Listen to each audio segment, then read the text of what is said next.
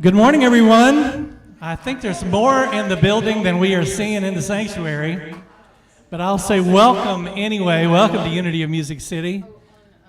Welcome to the sanctuary at Music City. We're the Sanctuary Band. We're going to get us started off this morning. We're going to get our attention focused on having a great celebratory service today. We're going to start off. Today's going to be a music-centric service, so it's going to be kind of Catholic in nature in that we're going to be up and down all service long. And you can get your praise on if you want to. You can do however celebration you want, whatever celebration you want to do. So everybody come in and grab a place, and we're going to start off with I Release. There was a time in my life thought I'd have to do it all for myself. I didn't know the grace of God was sufficient. Didn't know the love of God was at hand. But now I can say, if you're discouraged, struggling just to make it through another day, you've gotta let it go. Let it all go. And this is what you have to say: I release and I let go. I let the Spirit run my life, and my heart is open wide. Yes, I'm only here for God. No more struggle, no more strife.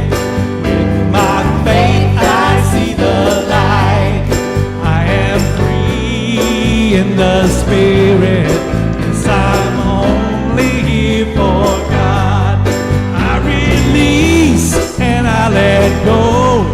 Let the Spirit run my life, and my heart is open wide. Yes, I'm only here for God.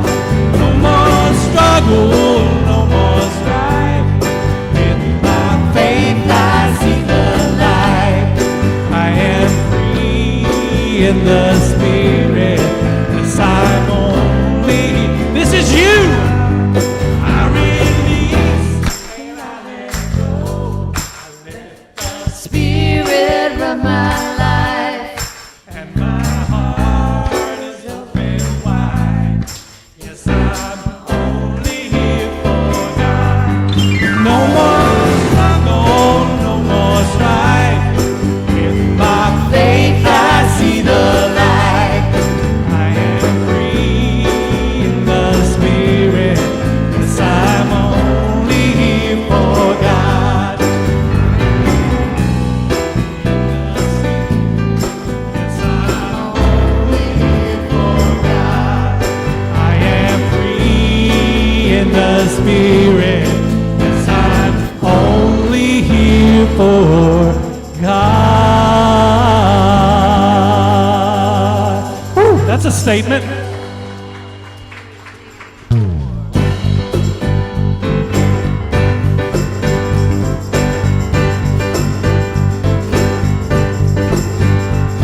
Take a look at the person next to you. Say, God loves you and I love you too. Now feel the love in the sanctuary with the Sanctuary Band. Lift your voice and repeat after me. We come together. We come together. We come together. In the name of love, we come together. We come together. We come together. In the name of love.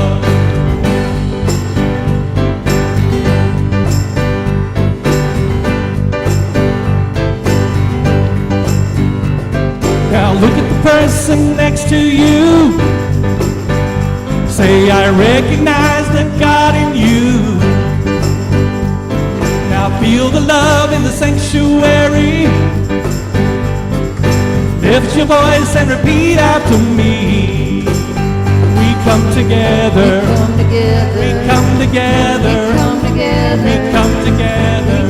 In the name of love. We come together. We come together. We come together. Name of love. From every walk of life, every creed and color, in kinship we unite, in honor of the God and each other. Take a look at the person next to you. Say namaste, I bow to you. Now feel the love in the sanctuary. Lift your voice and repeat after me. We come together. We come together. We come together. Name of love. We come together. We come together. We come together. Name of love. We come together. We come together. We come together. In the name of love, we come together. We come together.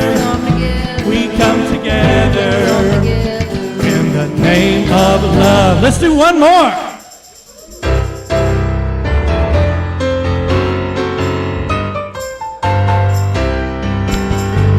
Some days I do. Some days I don't. Some days I will. Some days I won't. Some days I float. Some days I float. Some days I get real smart and live by this mode. Let go and let God. Let go and let God. Let go and let God be in charge. And let my worries go. Let go and let God. Let go and let God. Let go and let God be in charge. Let my worries go.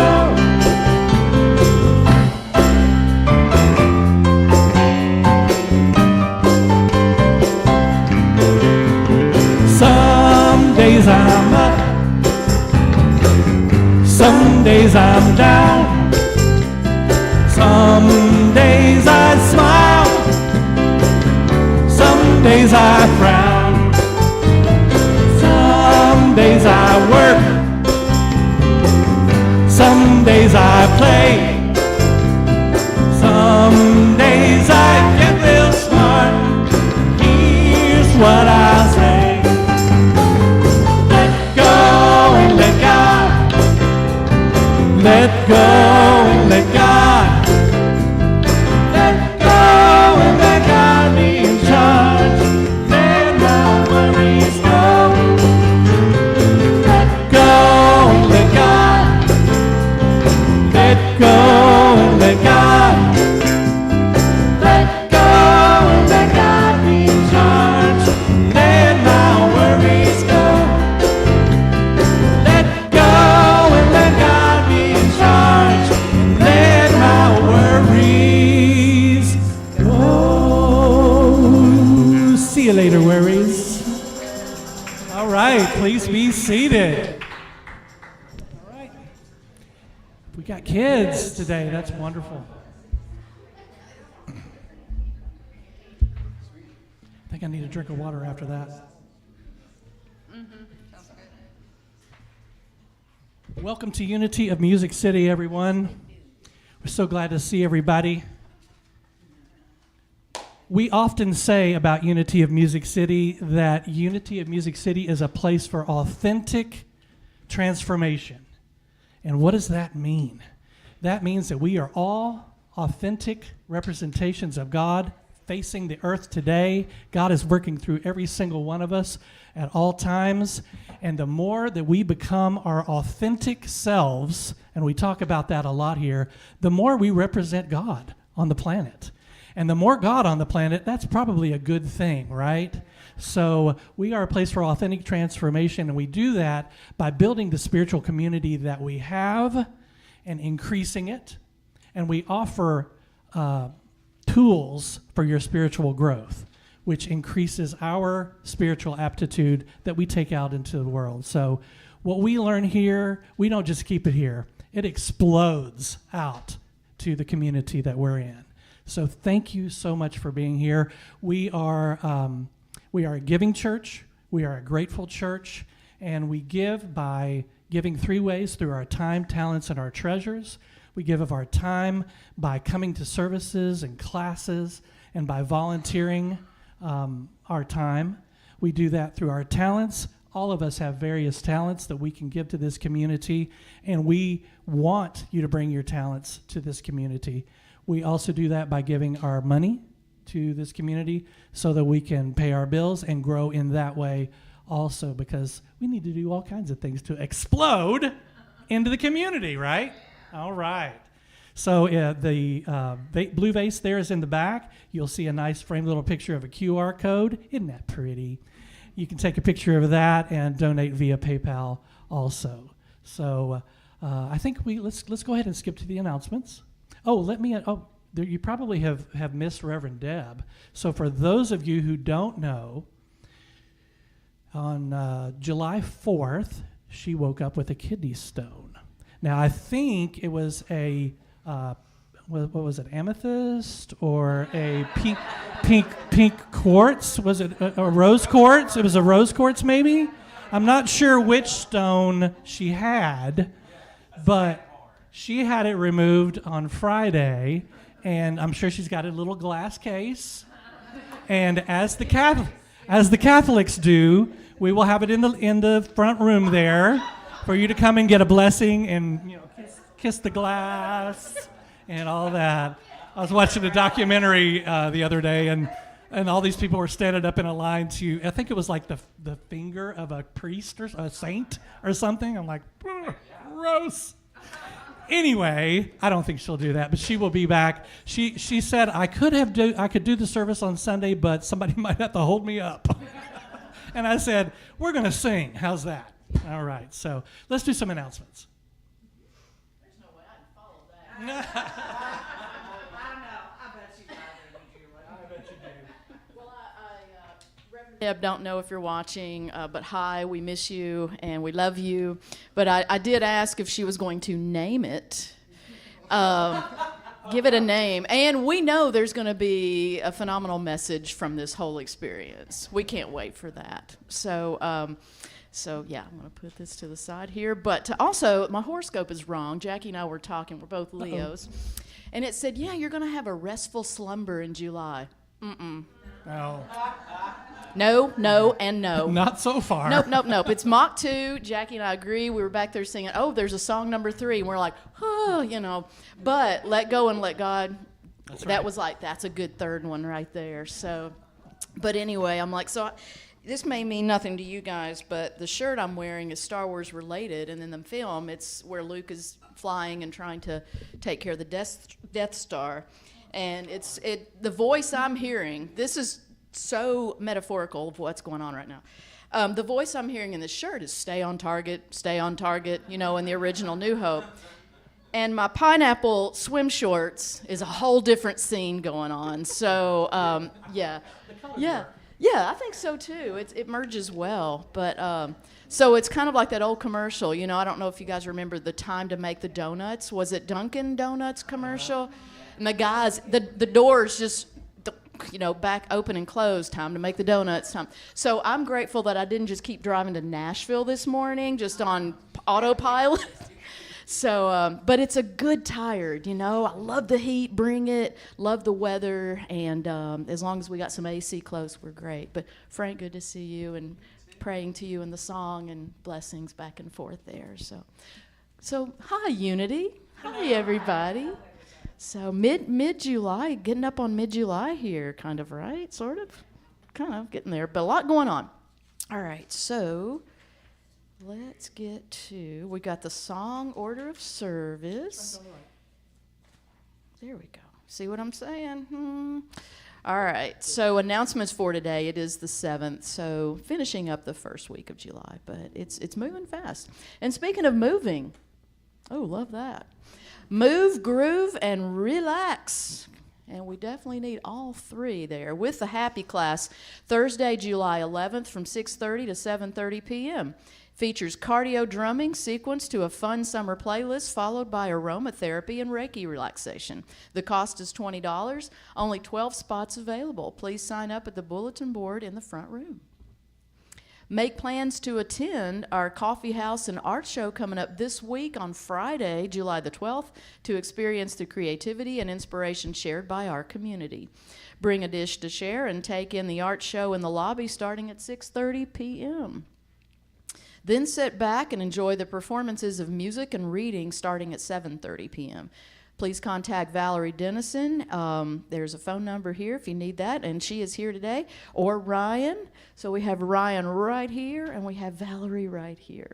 So if you have any more questions for the details. All right, community meeting, Sunday, July the 14th. It's following the service. You can catch up on our latest developments, hear what's coming up, and or share your suggestions. Love to hear it. Spiritual Summer Series, Wednesday, July the 17th, 6 p.m. Zoom. Join us virtually as we explore the world's religions.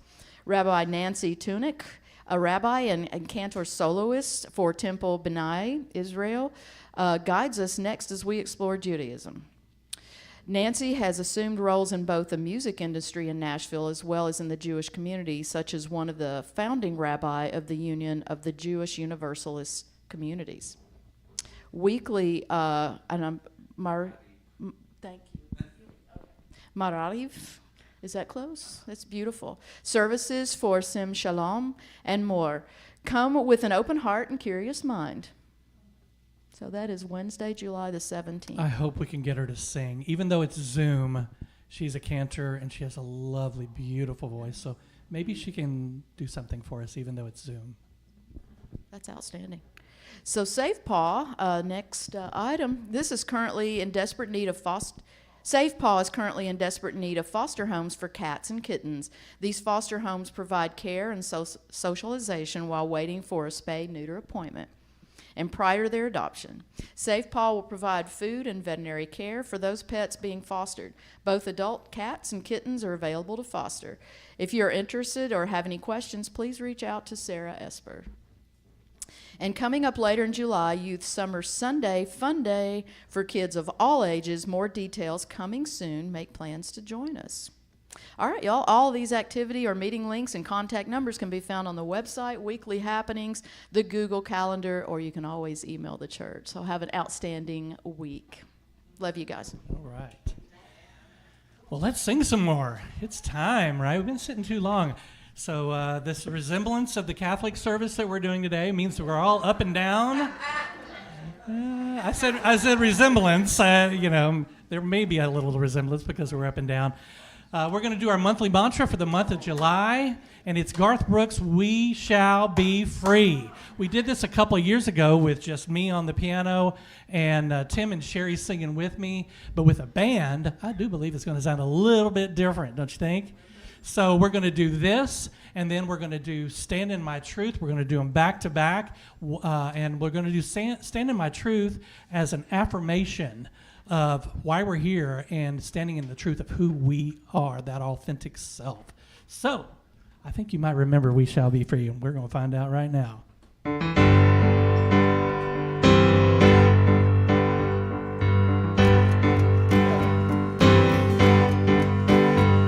When the last child cries for a crust of bread, when the last man dies for just words that he said, when there's shelter over the poorest head, we shall be free.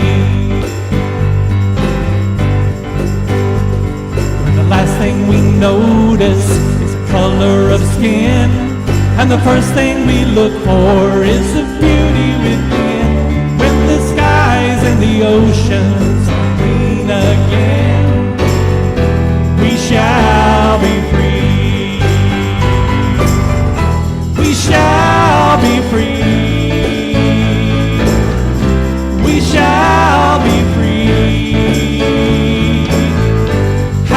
faith, walk proud, 'cause we shall be free.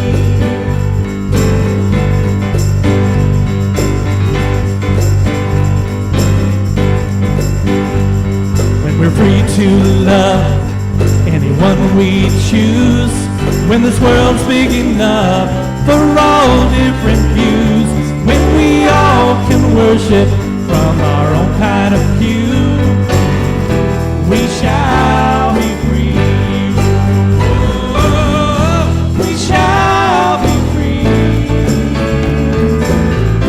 We shall be free.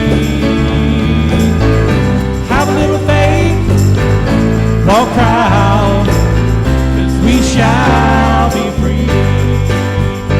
And when money talks for the very last time, and nobody walks the step behind, when there's only one race, and that's mankind, we shall be free. We shall be free. We shall be free. Have a little faith, walk proud, 'cause we shall be free. We shall be free. We shall be free. Have a little faith, walk proud, 'cause we shall be free. Have a little faith, y'all.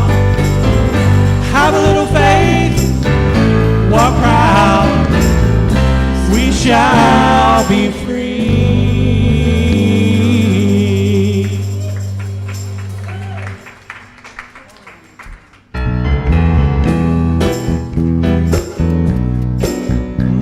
We can get our sway on.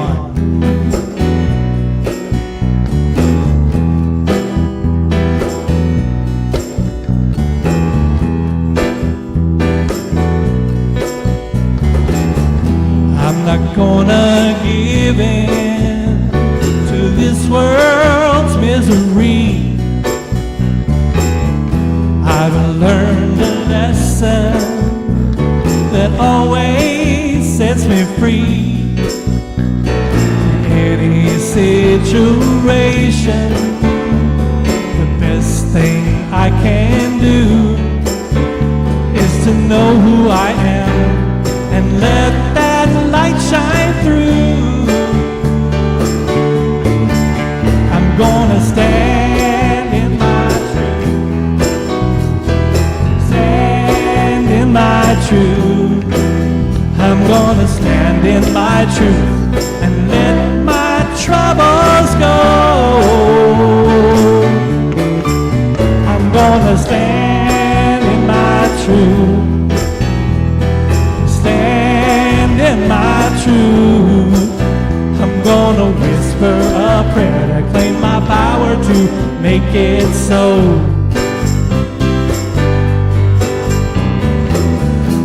I will not get caught up people's stuff.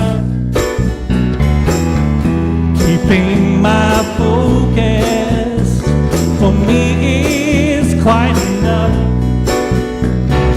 When I'm feeling cornered, I get still and breathe and remember who I am and all that I believe.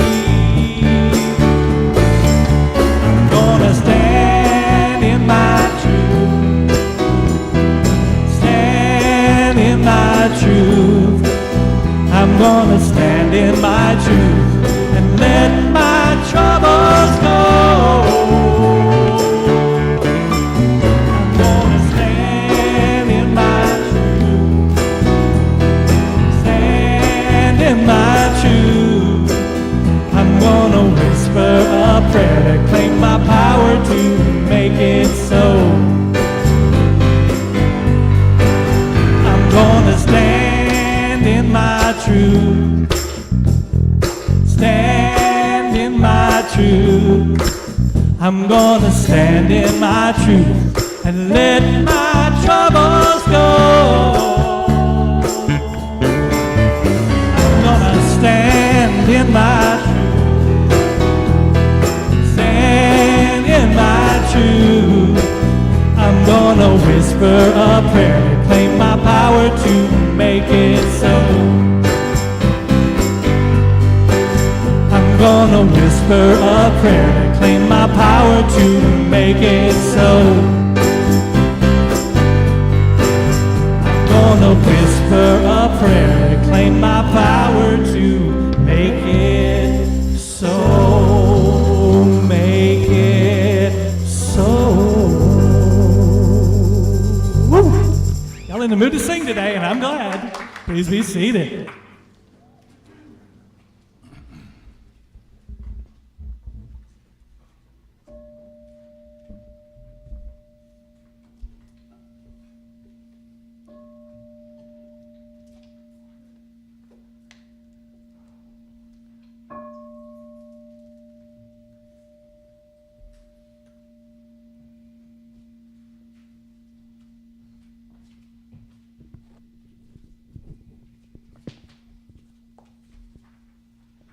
Good morning, Unity of Music City. Good morning.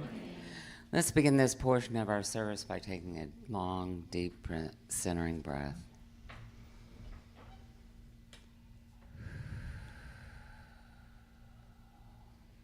Today's centering statement is, I'm contributing to the flow of good in the universe. In the spiritual dimension, energy is energy.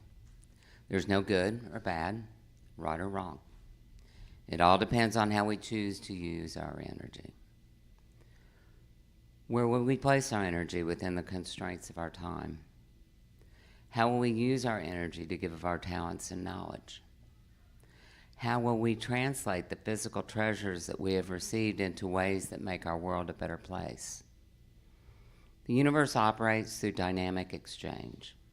The energies of giving and receiving operate within all of us in our different aspects of the flow of energy in the universe. Our work is to recognize where we are in our life's balance. Are we giving as much as we're receiving? Are we receiving as much as we're giving? In our willingness to give back, we keep the abundance of the universe circulating in our lives and adding to the flow of positive energy on our planet. For some of us, giving is easy and receiving is more difficult. But when we receive from all that life has to offer by graciously accepting the good that comes our way, we are contributing to the greater cycle of love, joy, peace, and abundance in our lives.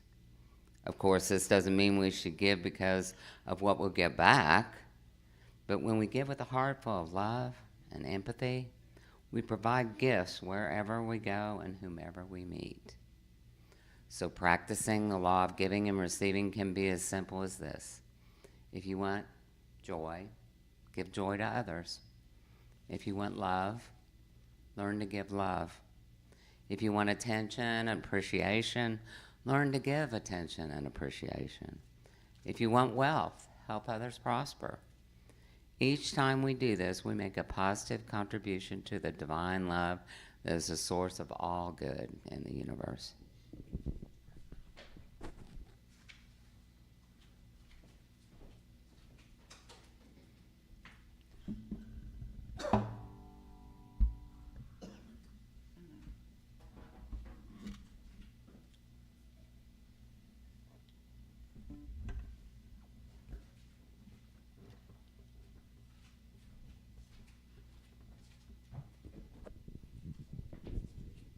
And now please repeat these affirming statements after me. I am open to receive all of the good that the universe has for me. I am open to receive all of the good that the universe has for me.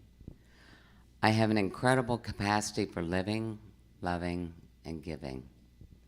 I have an incredible capacity for living, loving, and giving. I am grateful for the opportunity to give back from the abundance that I have received. I am grateful for the opportunity to give back from the And so it is. I'm up to my little shenanigans again. There's a reason that we did that centering statement, and that's because I want to sing about it too. When you give, who's given what to who? When you receive, who's given what to who? I love the bridge of this song. Trusting in the law of circulation, knowing that it is as we believe, at the level of our faith, we release and make it so. At the level of our giving, we receive. So we trust in that law of circulation, and we know that it is as we believe. And then at the level of our faith, we put our faith into it, and then we release it. And we make it so. At the level of our giving, we receive. So please stay seated, and let's sing about it. I'm going to sing the first one, and then you can join in on the second. When you give, when you receive, when you give, know that God is all there is. So who's giving what to whom? Sing with me. When we give, Who's given what to whom? when we receive, Who's given what to whom? when we give, know that God is all there is. So who's giving what to whom? Trusting in the law of circulation, knowing that it is as we believe. At the level of our faith, we release and make it so. At the level of our giving, we receive.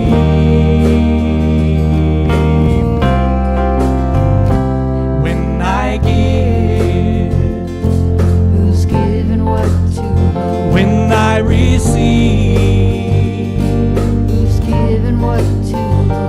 when I give, I know that God is all there is. So who's giving what to whom?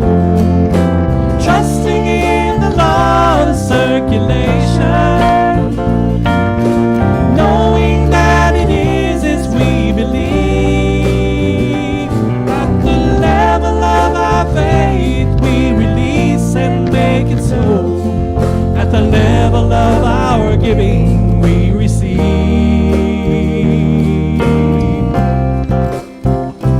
When we give, Who's given what to whom? when we receive, Who's given what to whom? when we give, that God is all there is. So who's giving what to whom?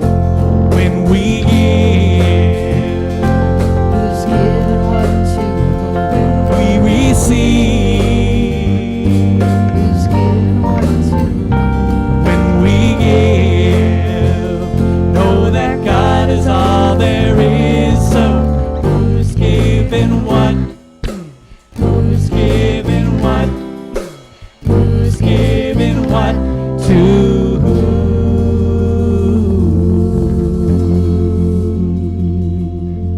Thank you so much.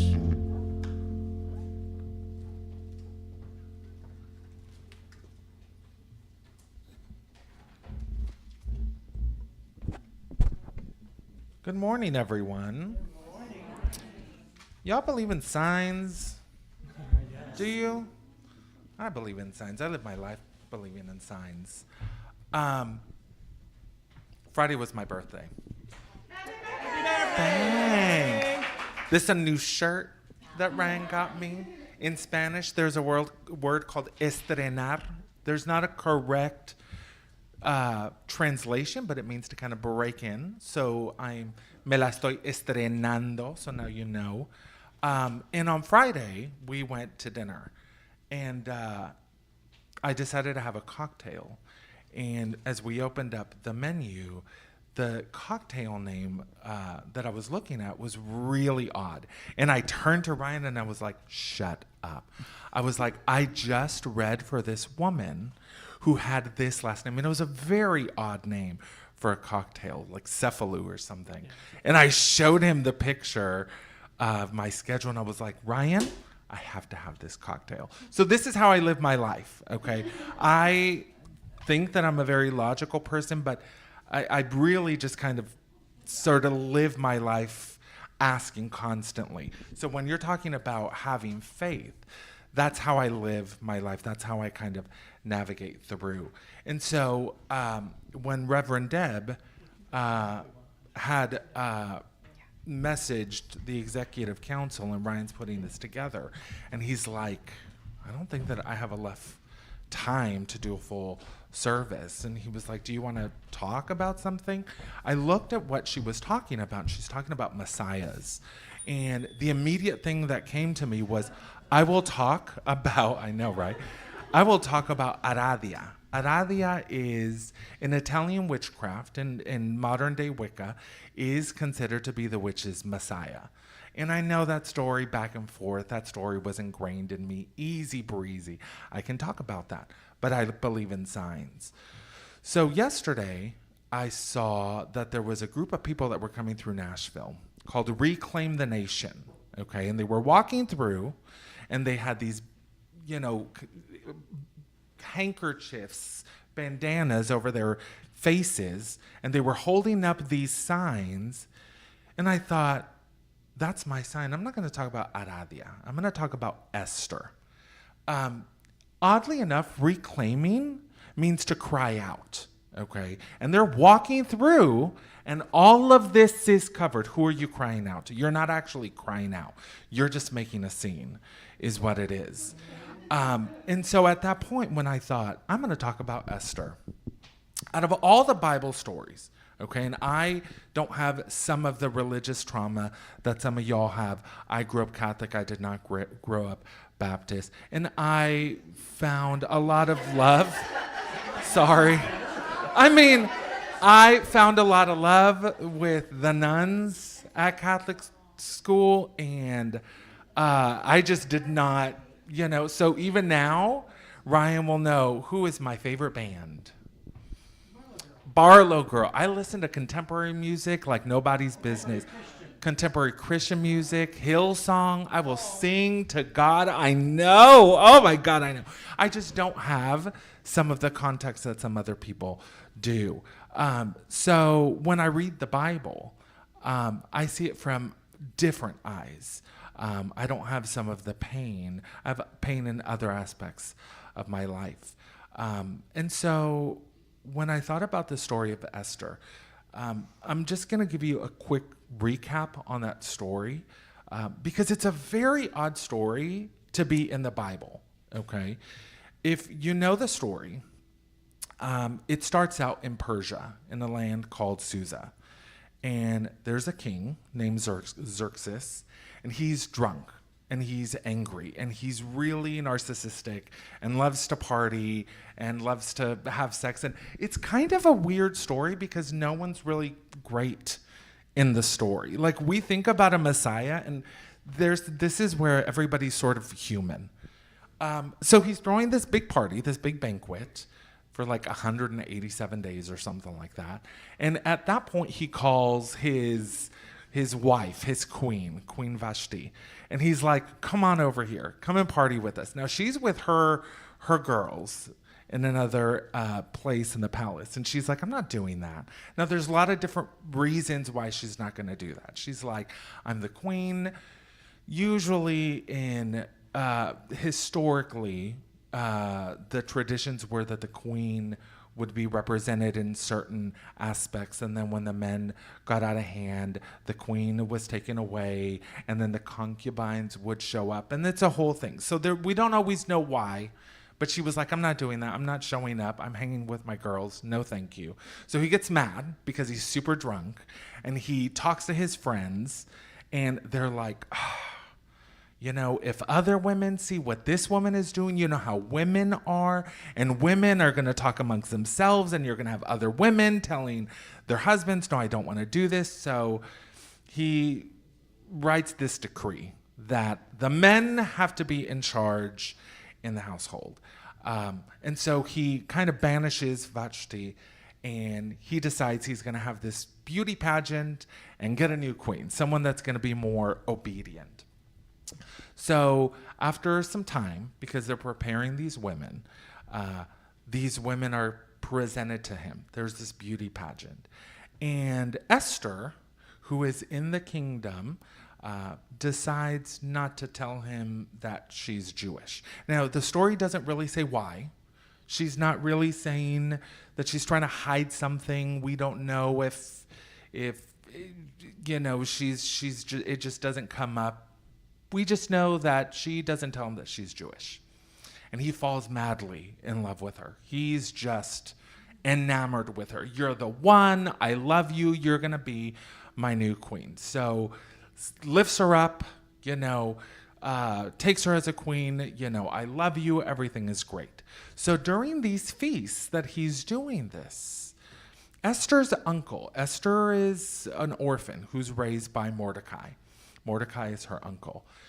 So during these feasts, he's on the outskirts at the king's gate, and he's super excited for her. He's the one that had this idea that you should really enter this beauty contest, and she won. Coincidentally, he hears these two guards talking at the gate, and they don't like the king because he's crazy and drunk and angry and whatever, really reactive. So they decide to kill him. So Mordecai turns around and tells Esther, hey, here's what's going on. Here's these two dudes. They're planning to kill the king, just to let you know. So she turns around and tells the king, hey, here's what's going on. The king verifies that this is what's going on. He takes them in. He kills them. He's like, thank you so much, Mordecai. You're awesome, great, whatever. At the same time, there is a man named Haman. And he's sort of the lieutenant colonel of the city. And during one of these banquets, he promotes Haman to the general, the highest level of authority in the land. And when he's doing this dude is really narcissistic. Men are not really great in this story. I'm just going to let you know. Maybe Mordecai, but I mean, they're not really great. So he's promoted, and when he's promoted, he's expecting everybody to recognize his new rank. So people should bow to him. People should bend down to him. They should acknowledge him. And Mordecai is not that kind of dude. He's like, I mean, I don't know who you are. You did not take this seriously. You probably killed people to get this. Like, he sees himself as an uprighteous person. So he doesn't bend down to him, and he doesn't show him respect. And Haman is pissed. He's angry. And I want you to think about, sometimes there are people in your life that just trigger you. When you think about them, there's a well of emotions that comes up. It could be anger, it could be anxiety, it could be sadness. But whenever you think about that person, they're going to emotionally trigger you. So that's what was going on here. So Haman is just pissed at this guy. And he ends up leaving and talking to his friends about how horrible Mordecai is and how he hates them. And they're like, we need to get back at him. And we don't need to just get back at him. We need to get back at the Jewish people. Let's just decimate them all. Let's just kill them all. They're not great. So he's like, that's right. So at this point, he has these lots. These lots are sometimes seen as dice or pebbles. And they throw the dice and decide on the 13th of Adar, which is a Jewish month, they're going to kill all of these Jewish people. So he sets out on his plan. He goes and tells the king. The king is like, because he's basically telling the king, hey, like, these people are gonna be against you. They don't like me, And by your decree, I represent you. So the fact that they're disrespecting me means they're disrespecting you. So they all suck and we just need to kill them. They're just feeding off of us. And the king is drunk all the time. So he's like, that's great. You know, when you're drunk, you just start agreeing with people. Yeah, that's great. Yeah, that's awesome. So they drink and they're like, yeah, we're going to kill them. Great, whatever. The king really decides to do it really because Haman says that he's going to pay for it. I'm going to pay for it, so the king is thinking just about money. So great, whatever. So there's a decree sent out to the land, and Mordecai hears about this, and in his grief, this man tears his clothes off, puts on rags, goes into the city. All the Jews are gathering together. They are just wailing and crying, and they don't understand why this is going on. And so Esther at some point hears about this and sends one of her servants to talk to Mordecai. And Mordecai's like, do you know what's going on? And the servant comes back and tells Esther what's going on. So Esther leaves the palace and goes to talk to Mordecai. And Mordecai's like, dude, you got to do something about this. This is probably why, like, you are the queen. Maybe this is why you have this position. Now, Esther knows that I can't just go up and talk to the king. Okay, I just can't do that. If I do that and he does not call me and I just show up, I'm at risk of being killed. I can't just show up in a man's house. And Mordecai, in his wisdom, says, okay, so I know that we're going to get saved. You might not be saved if you don't help us out, but I know somehow, somewhere, we're going to be fine. I have faith. And Esther's like, oh, okay. Now, Esther's not like innocent in all of this, because then she says, okay, I'll do it, but here's what I want y'all to do. I want the Jewish people to go and fast and don't drink any food or don't drink any water, don't eat any food, just kind of fast for 3 days. So there's sort of a give and take here. There's some conditions here. So they do it, and she says, well, I guess I'm just going to have to show up at this guy's house, and if I die, I die. It is what it is. So she goes up to the king, and I think she doesn't really realize how much this dude is really in love with her and that he's drunk all the time. So she shows up, and he's just like, Esther, what are you doing, babe? And she's like, listen, I haven't seen you since you have made me queen. And so I want you to come to my part of the palace, and I'm going to put this big banquet on for you. In fact, I'm going to do two parties for you. Please, I have something to tell you, but I really want you to come. And he's like, great. And the king's like, Haman's coming with me. She's like, awesome. It's just going to be you two. You guys are going to be honored. Wonderful. So they make plans, and Esther goes back, and the very next day is the banquet, and the king and Haman show up. And they're eating, and they're drinking, and they're having a great time, and the king's like, so why did you want me to come here? And she's like, okay, I can't tell you yet. I promised to tell you, but I can't tell you quite yet. How about you come back tomorrow, and I will let you know. And he's like, you can have half of my kingdom. I don't care. You're so great. And she's like, I promise. I just have one request, we'll get there. So they leave, and as Haman is walking away from the palace, he sees Mordecai. And at this point, remember, people trigger you. So he's all mad. Oh, fucking Mordecai. He's so angry that he sees this dude. And this dude is, he's wearing dirty clothes, and they're ripped and they're dusty, and he's not doing anything to him. He's just sitting there. But Haman gets all mad. And then what you do when you're all upset is you spread that. And he goes home, and he's telling his parents or his peers and his siblings and his kids and Mordecai, and they're like, you should kill him. You should totally kill him. And he's like, you're right, I really should. I can do whatever I want. So they're like, let's put a pole up, and let's go ahead and sacrifice and impale him on the pole. So he's like, yeah, that's exciting. So he wants to see this guy in pain. So he knows he can't actually do it. He needs the king's permission. So the very next day, he goes back to the palace to tell the king. What he doesn't know is that the king couldn't sleep that night. He just was restless. And I mean, if you've had too much to drink, sometimes you just pass out, but sometimes you just don't sleep well. It doesn't unless your body rests. So the king is like, I want someone to tell me a bedtime story. Why don't y'all read me the chronicles of the kingdom?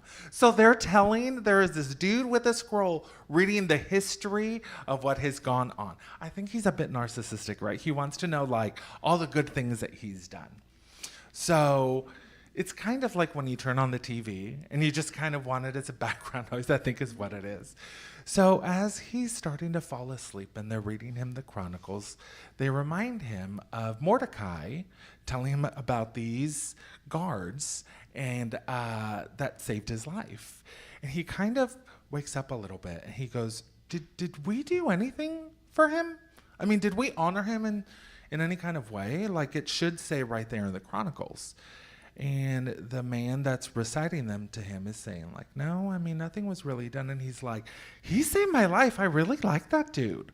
We really should, honor him. Like we need to do something. And so the guy's like, okay. And he's like, is there anybody out there, any kind of dignitary, someone that I can talk to about this? And the guy's like, well, I mean, Haman's going to show up at some point. You can talk to him. So the very next morning, Haman is coming in and he's like going to tell him that he wants to kill Mordecai. And before he says anything, King Xerxes is like, hey, guess what? He's like, let me ask you something. What would you do to honor someone? And of course, Haman, being the narcissist that he is like, oh, he must be talking about me. So he's like, if I were you, I would get someone, a prince, to dress this person in a robe. Put him on a big horse, give him a crown, take him around the city, let him be honored that you love him. And the king's like, that sounds like a great idea. He's like, how about this? I remembered last night that Mordecai saved my life. So here's what I want you to do. I want you to go and get Mordecai, and I want you to do exactly what you said. Do not miss a beat. Do what you said. Give him a robe, give him a little crown, put him on a horse. This dude is pissed. Oh my gosh, he's having the worst day ever. So he's like walking away, and he's just grief-stricken. He's just sad and upset and emotional and angry. And the king is having a great time because later that evening, he's going to go see his girl, his queen. So Haman goes off, has the worst day ever. Mordecai is, honored. And that evening, Haman and the king go off to Esther's house. So they're having a great time, and they're drinking. And at this point, the king's like, okay, really, what do you want? I'll give you anything. This is the second time here. You told me that you were going to tell me what you wanted. Tell me, I'll give you anything. And at this point, Queen Esther's like, I'm going to tell you something.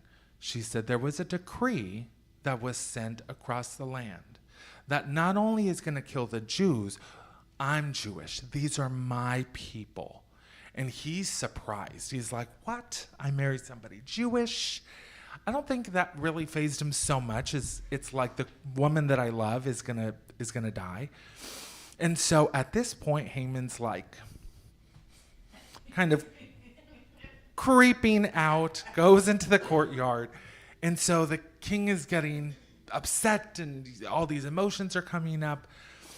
And Esther goes, and it was your dude, Haman, that said this. And so the king is angry. He's very reactive. So he goes out into the courtyard and he sees in the distance this pole that was erected. And he's like, you were going to kill all the Jewish people?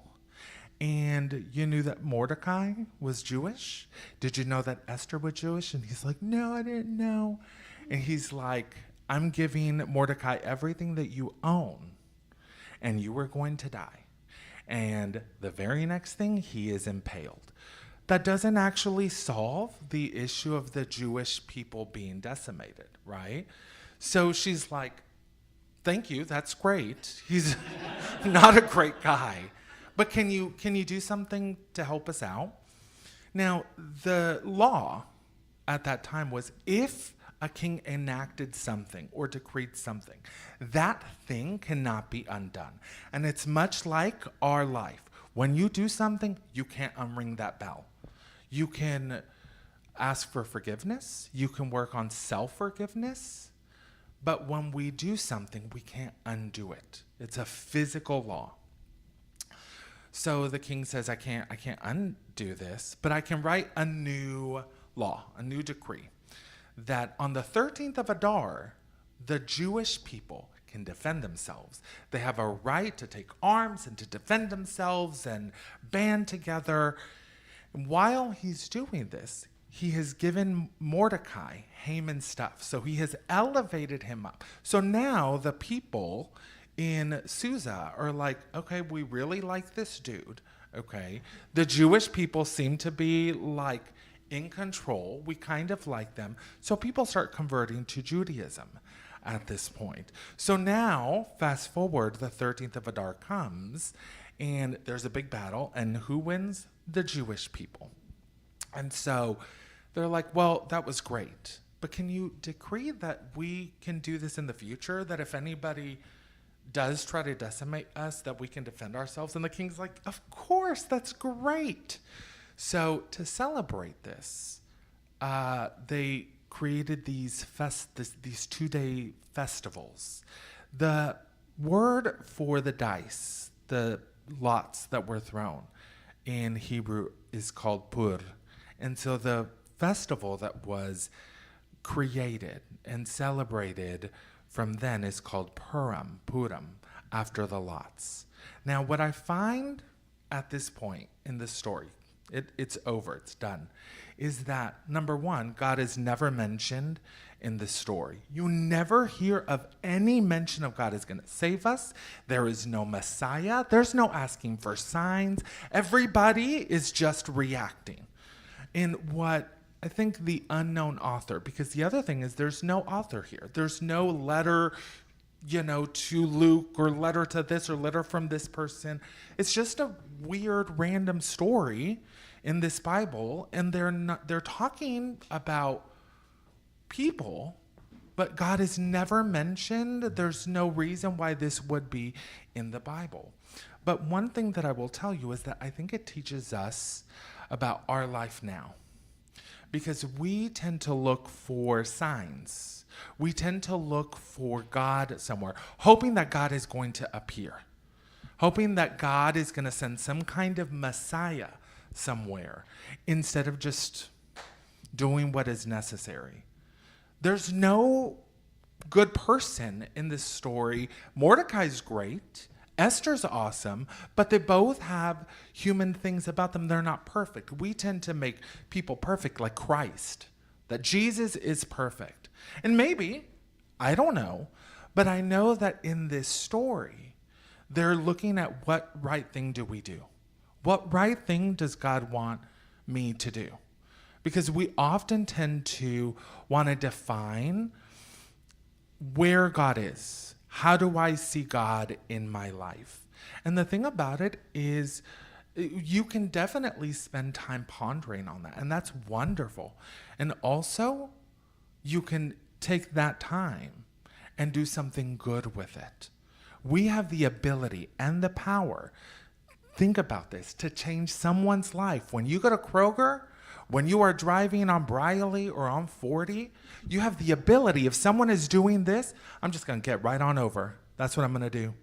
It costs you nothing to do that. And that's, I think, what the story is teaching us, that God is working behind the scenes all the time. So when I'm looking at these people marching down the street, I'm like, God is in there somewhere. I can't figure it out, but God is in there somewhere. I don't know what my part in this is, but I know it's somewhere there. On Friday, when Ryan was taking a shower, I had done a little ritual for the new moon. It just so happens that the new moon and my time of birth coincided, which was just kind of wild. So I thought, I gotta mark it. And and so at the end, I'm sitting at this ritual in our den, and I talk to God all the time. And I was like, listen, the way that I talk to God is like I'm talking to somebody. My words were something like, listen, I want this next year to be a demonstration of love through my life. I don't know how you're going to do that. I have faith that you're going to do that. I have no evidence. We tend to look for evidence. But I want you to show up in some way, shape, or form. That's how I communicate with God.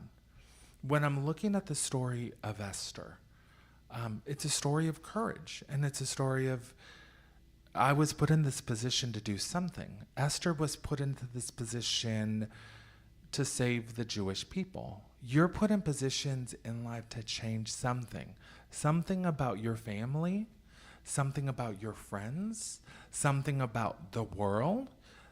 To me, that's what magic is. Magic isn't necessarily something that is a far-off energy. It lives within us. And so when I'm looking at, as we build faith, what is the truth of the story and what's the truth of our lives? Truths tend to change. We have this idea that a truth is something that doesn't change. That's why we know that it's true. And that's true. I love astrology.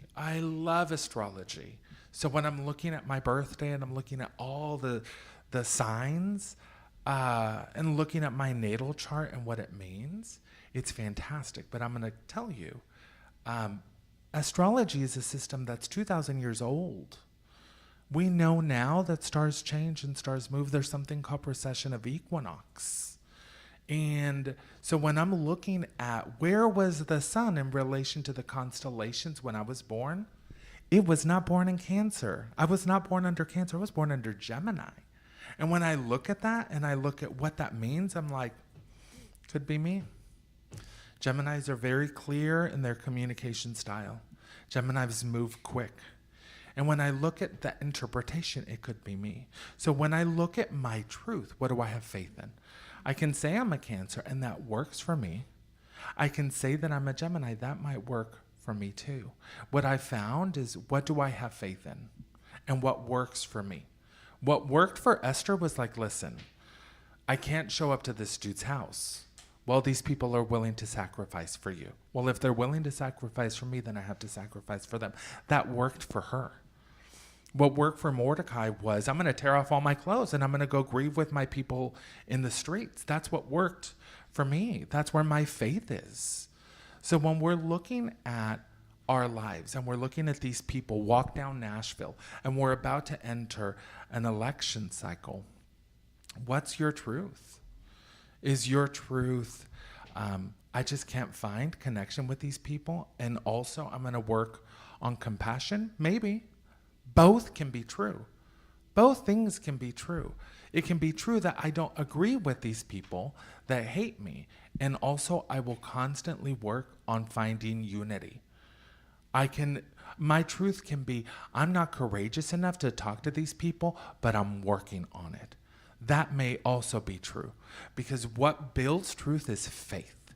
Faith isn't something that I think that we're going to scientifically have evidence of. I sure hope we don't ever have scientific evidence of God, because mystery would be dead at that point. And I think mystery is beautiful.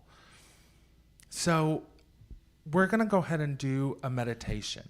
And what I want you to think about is, this church is a place where you can bring your grievances, where you can go, I don't know why God has created this in my life. I don't know why God has created my work situation, my family situation, my body and health situation. I don't know.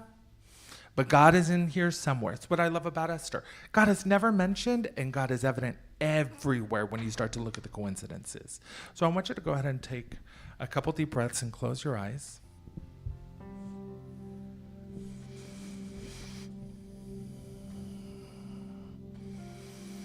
And I just want you to start to focus on your breath. That you are here. You're alive. You're present.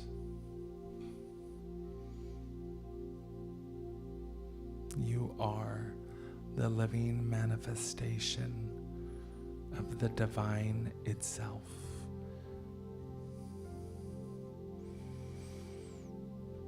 You came here with a purpose, with a lesson, to grow and expand the love that is already within you.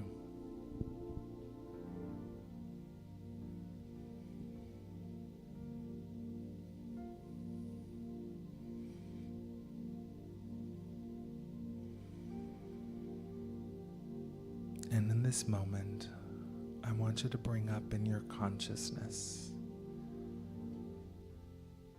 a situation that doesn't quite make sense to you. Something that may have been an unhealed part of you. A space that brings you complicated emotions.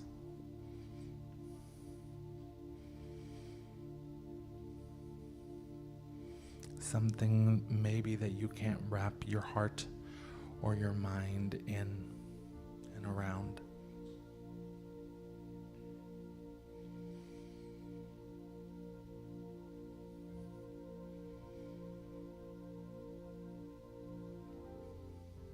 I want you to know that in this moment, the divine is living awake within you.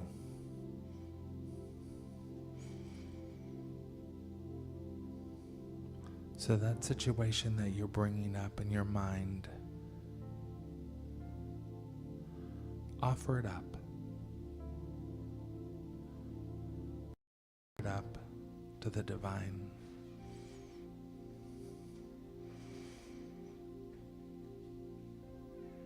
And ask in this moment that a sign will be shown to you.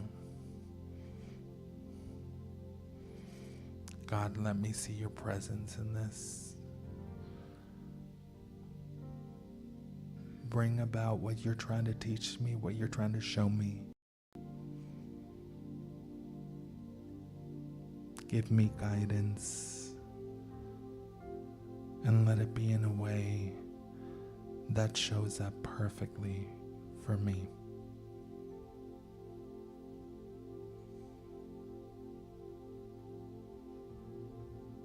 As we enter in silence, we offer this up.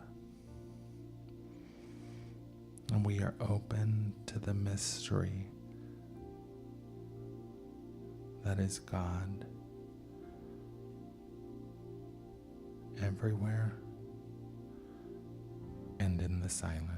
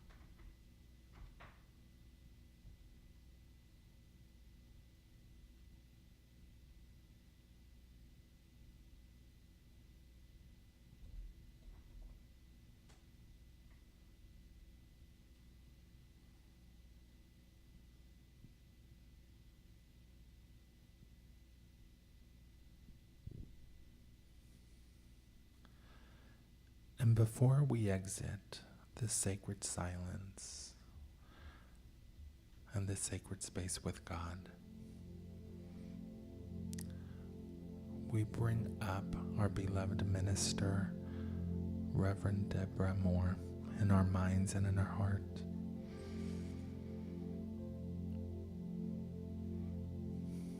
The button that heals energetically and spiritually is and has always been love. That is the doorway through which we access energetic and spiritual healing. So in this moment, we send her love. We see her wrapped in peace, harmony, love, ever unfolding.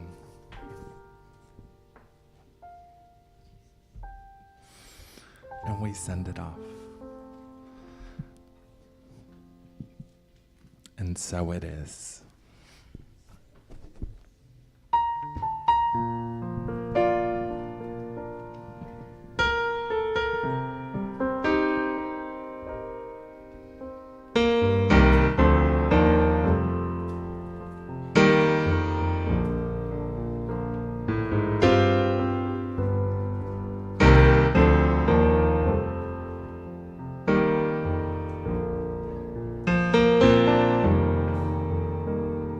I'm tired of the guilt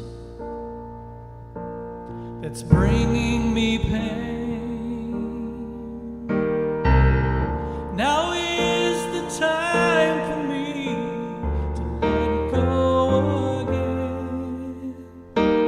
With the past behind me, I can see anew. I'm ready for a change. I'm ready for my change. And I forgive me. I forgive me. Everything that I've been holding on to, I let go. I surrender. I surrender. I'm ready for my change. I'm ready for my change. I forgive them. I forgive everything that I've been holding on to. I let go. I surrender. I surrender. I'm ready for my change.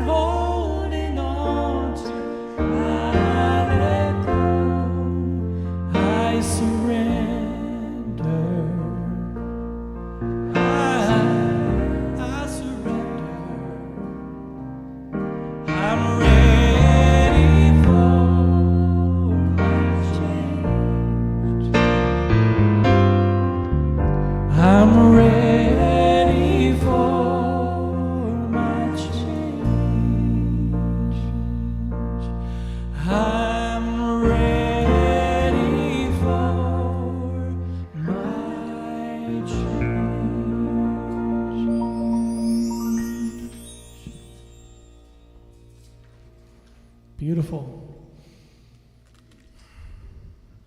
I'm just going to breathe for just a second.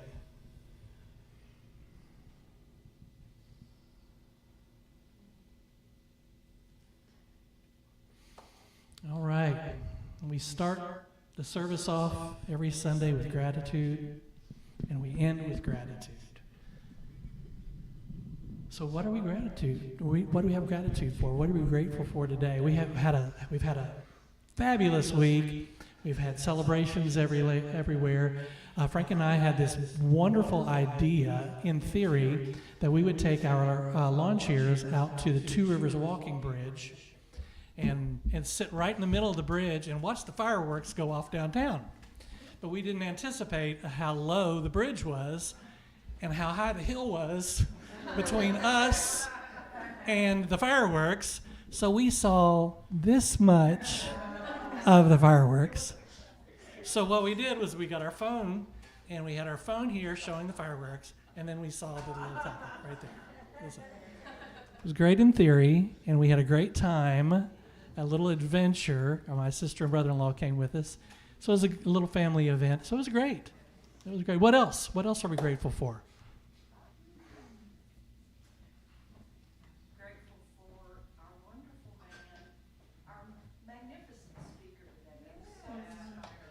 Gratitude for Frank. I'm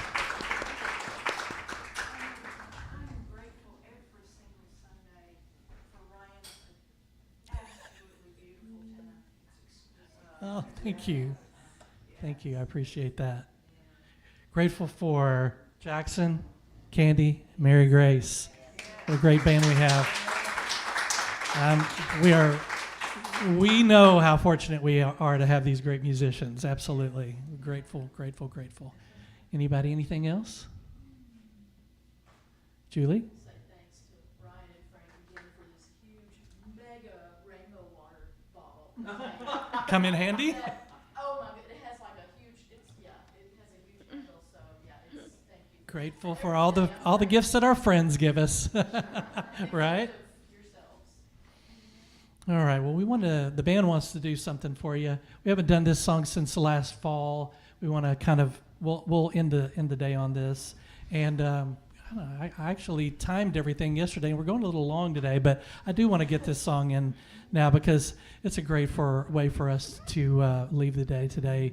And you'll remember it. You can stay seated and just sing along with us. But it's What Would Love Do Now?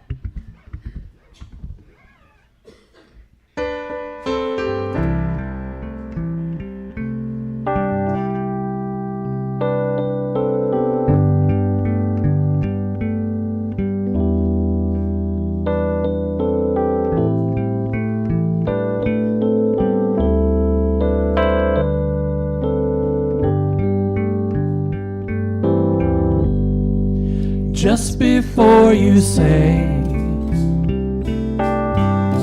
something you can't take away, take a breath and let it out. Try to think about what would love do now. Wondering if you should cross that line for good. Whatever you decide, ask yourself from inside, what would love do now? Everything is either an act of love or a cry for love. That's why for love we try for love. In the end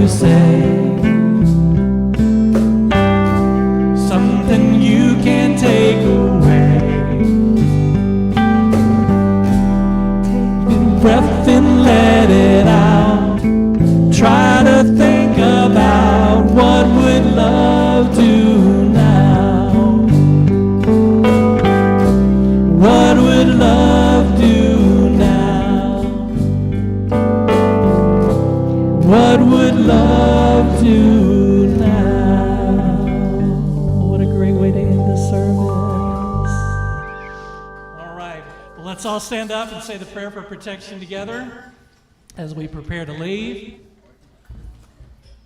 All right, let's say it together. If the light of God surrounds us, the love of God enfolds us, the power of God protects us, and the presence of God watches over us.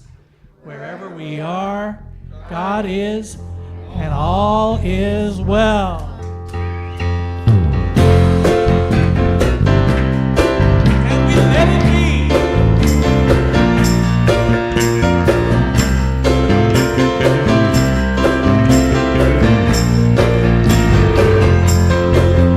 We let the love wash over us. We let it be. We let the love wash over us. We let it be. Peace. We let the peace wash over us. We let it be. We let the peace wash over us. We let it be. Joy. We let the joy wash over us. We let it be. We let the joy wash over us. We let it be. Bring it back to love. We let the love wash over us. We let it be. We let the love wash over us. We let it be.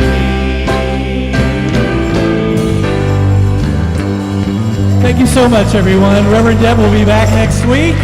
Have a great week. See you next Sunday.